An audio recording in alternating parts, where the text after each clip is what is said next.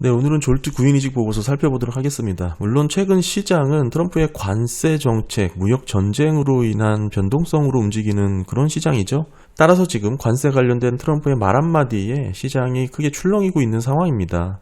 매크로에 관심이 덜할 수밖에 없고, 특별히 지금 1월 데이터이기 때문에 사실 지금 직전 달 대비 변화가 좀 크게 나타났음에도 어느 정도 좀 감안해서 보는 경향이 있죠. 보시게 되면 직전 달도 하향 조정이 쭉 됐는데 기본적으로 QCW 인구 추정치를 반영을 해서 계산하는 게 졸트 구인 이직 보고서이기 때문에 계속 말씀을 드렸죠. 1월달 QCW 인구 추정치가 바뀌면서 나타났던 그런 변화다. 이렇게 보실 수가 있고, 보시면 지난 데이터가 다 수정이 된 거 확인이 됩니다. 실질적으로 이 정도 하향 조정이 이루어졌다. 이렇게 해석하기보다는 전반적인 인구 추정치가 이 정도 변화가 생겼다.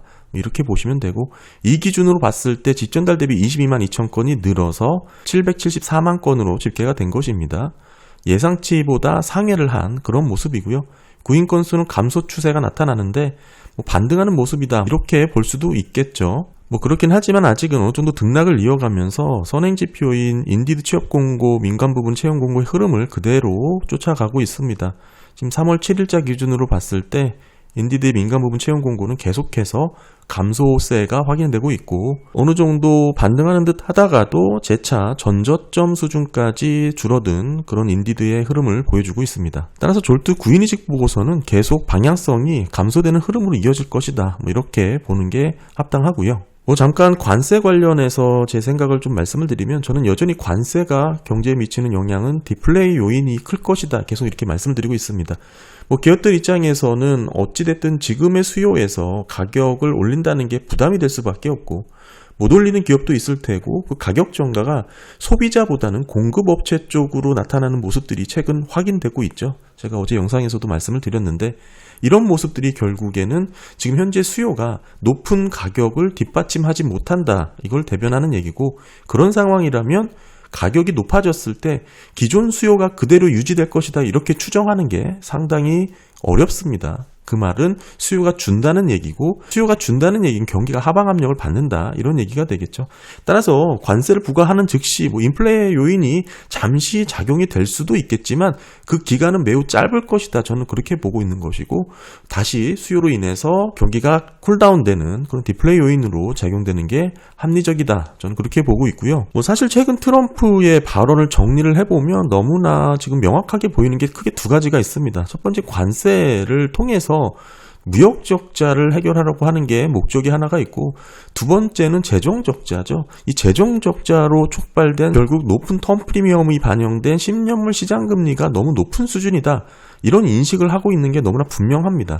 그렇기 때문에 현재 트럼프는 이 10년물 시장 금리를 낮추길 원하는데, 이 부분을 무역 적자와 맞물려서 해결을 해보면 결국 해외 글로벌 투자들이, 중앙은행들이 되겠죠. 해외 기관들이 미국채를 더 많이 사라. 이런 압박 요인으로 저는 관세를 들고 나오는 게 아닐까.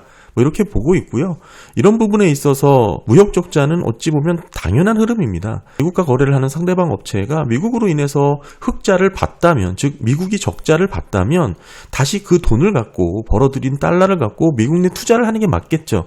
그런데 그 투자 자체가 지금 채권이라든지 시장금리가 높은 수준에서, 그것도 펀더멘탈이 아닌 텀 프리미엄으로 반영된 금리가 높게 베팅이 된 수준이기 때문에 이런 부분이 못마땅하다. 트럼프는 이렇게 인식을 했을 수 있는 것이죠. 쉽게 예를 들어 한국 10년물과 미국 10년물을 비교해보면 이 정도 차이 나는 게 합리적으로 납득이 안 되죠. 사실 그런 부분이 결국에는 통화정책에 영향을 미치지 못하고 환율로 반응을 하게 되는 거죠. 환율이라는 것은 사실 그 해당 국가의 전 국민이 다 함께 고통을 나눠 갖는 그런 정책입니다.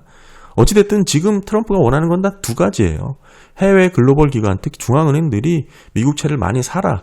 그 압박독으로 관세를 들고 나오고 있는 거고요. 따라서 트럼프가 원하는 10년물 금리의 적정 수준, 즉 저점이라고 볼 수 있는 부분을 엿볼 수 있는 힌트가 트럼프가 관세에 대해서 어느 정도 유연한 모습을 보이는 그 순간의 지점이라고 저는 생각을 합니다. 물론 이 부분은 경기에 대한 펀더멘털을 빼고 순전히 현재 금융시장이 판단하고 있는 관세와 금리 레벨을 갖고 말씀을 드리는 거고요. 사실 지금의 미국 펀더멘털 펀더멘털이라고 하더라도 그렇게 뭐 강한 모습이다 뭐 이렇게 보기는 어렵겠죠. 금융시장이야 뭐 뜨거울 수 있겠지만 궁극적으로 실질 경기라고 볼 수 있는 실물 경기는 상당히 어렵고 부진한 상황이 이어져 왔습니다.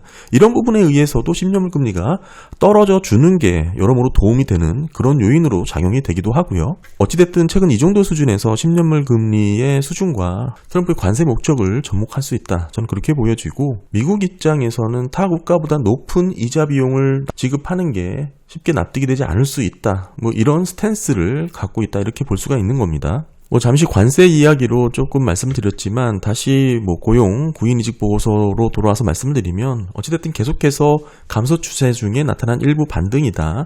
이런 기준으로 봤을 때 1월 실업자 한 명당 구인 건수를 1.13배, 직전달 1.09에 비해서 소폭 증가가 되었습니다. 그렇긴 하지만 선행에서 볼 수 있는 인디드 민간 부문 채용 공고가 계속해서 감소세를 보이고 있기 때문에 큰 방향성 자체는 변함이 없다. 이렇게 정리를 할 수 있고요. 직전달 대비 증가하는 흐름이었기 때문에 보시게 되면 팬데믹 이후 고용 증가를 주도하는 섹터도 모두 증가세가 나타났습니다만 큰 폭은 아니었습니다.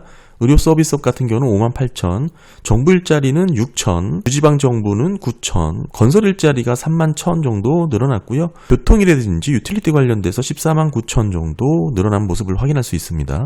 이렇게 해서 총 민간 고용의 변화는 226,000으로 증가가 됐고요. 1월 전체 채용은 직전달 대비 19,000이 늘어나서 539만 3천으로 보시고 흐름 자체는 이런 모습이죠. 뚜렷하게 감소 추세가 어느 정도 유지가 되고 있다. 등락을 보이고 있긴 하지만 그런 흐름으로 볼 수가 있고, 전체 퇴직은 17만이 증가를 했습니다. 전체 퇴직자가 이렇게 늘어난 모습, 하지만 여전히 추세를 벗어난 모습은 아니고요. 이직자입니다. 자발적 퇴직자가 직전달 대비 17만 1000건이 늘었습니다. 바닥에서 소폭 반등하긴 했으나 그렇게 크게 의미 있는 그런 증가분은 아닙니다. 결국엔 코로나 이전 레벨까지 낮아졌고 추세 자체는 이직자가 계속 줄어들고 있는 모습이 이어지고 있습니다. 해고 보시게 되면 직전달 대비 34,000건 더 줄었습니다. 보시면 계속해서 좀 줄어들고 있는 모습이죠.